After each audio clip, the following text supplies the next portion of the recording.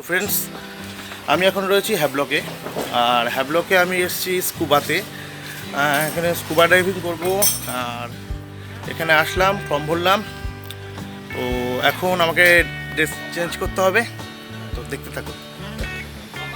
টেনে দুটো হাত একসাথে ধরে পিছন থেকে জিপটা উপরে করবো। জিপটা ব্যাক সাইডে আছে, ঠিক আছে? ফার্স্টটা চেঞ্জিং রুম আছে, ফার্স্ট এখানে গিয়ে চেঞ্জ করে নাও। আচ্ছা, এটাই।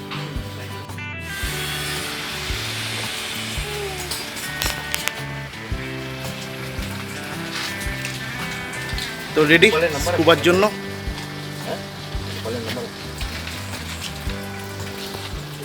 যাচ্ছি স্কুবাতে, দেখা হবে।